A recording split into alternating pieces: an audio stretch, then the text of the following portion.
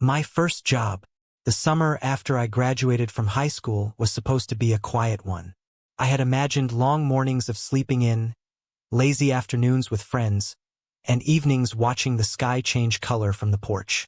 But things turned out differently. That summer, I got my first job, and it changed the way I looked at work, people, and myself. It all started in late May. My parents had been gently nudging me to get a summer job. At first, I resisted. I had just finished 12 long years of school. Didn't I deserve a break? But the more I thought about it, the more the idea made sense. College was just a few months away, and having some money of my own sounded nice.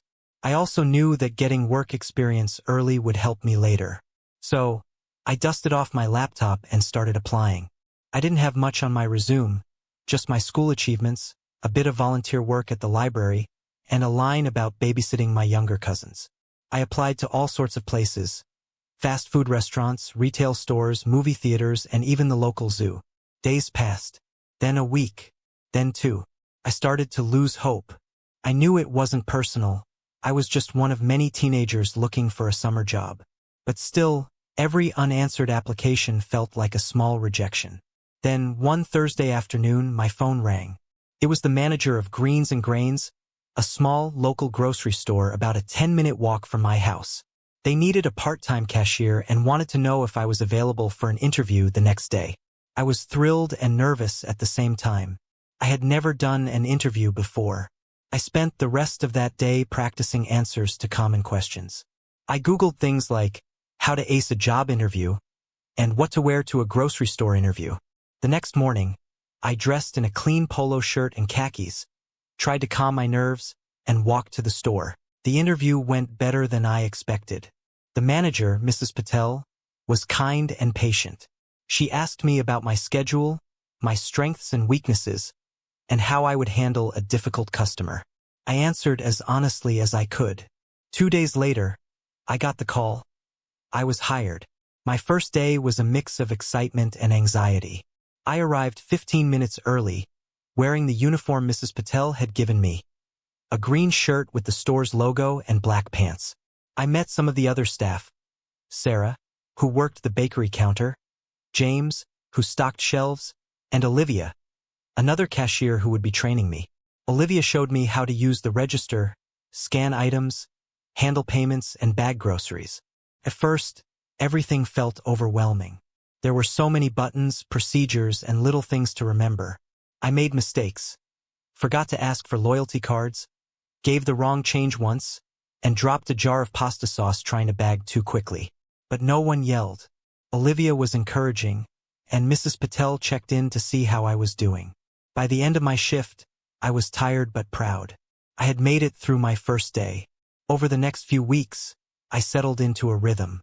My schedule was mostly afternoon and evening shifts, 5 days a week. I learned to scan items faster, memorize produced codes, and manage the register with confidence. I began to recognize regular customers, like Mr. Thompson, who always bought bananas and a newspaper, or Ms. Lena, who had a soft spot for the bakery's carrot cake. One of the hardest parts was dealing with impatient or rude customers. Some people would get upset over prices, wait times, or expired coupons. At first, I took these encounters personally. But gradually, I learned to stay calm, smile, and be polite. Olivia once told me, "You never know what kind of day someone is having. Just try to be kind. It costs nothing." On the other hand, there were customers who made my day better. Like the older woman who gave me a wrapped candy every Friday. Working at Greens and Grains wasn't just about scanning groceries. I learned a lot about what goes on behind the scenes. I helped unload deliveries, clean shelves, and restocked items. I saw how much effort it took to keep a store running smoothly. From checking expiration dates to rearranging displays to cleaning spills quickly so no one slipped. One day, the store's freezer broke down, and we had to move all the frozen items to a backup unit. It was chaotic, but it also showed me how the team came together during unexpected situations. I also got to help set up promotional displays. I enjoyed this part. It was creative and hands-on. I learned how placement affects what customers buy. Putting new products at eye level or next to bestsellers often led to more sales. Who knew marketing played such a role in a grocery store?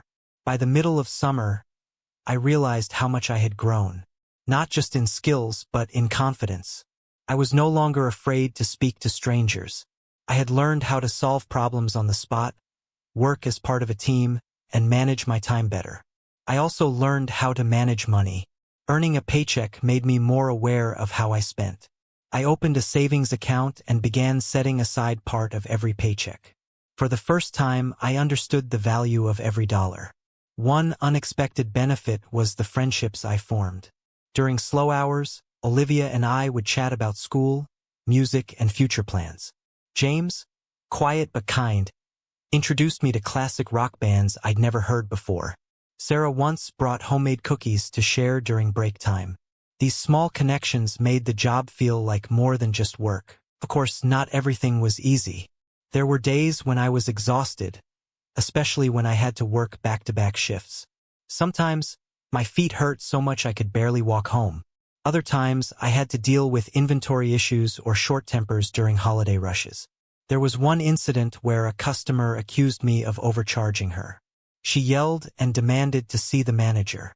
I was shaken, but Mrs. Patel handled it with grace, calmly explaining the price and apologizing for the confusion. Later, she told me I had done well staying calm and that dealing with people was the hardest part of retail. Moments like that taught me resilience. I began to understand that work, any work, comes with stress, but it also comes with growth. By the end of summer, I had saved enough money to buy a used laptop for college and still had a little left over. But more importantly, I had gained something even more valuable: life experience.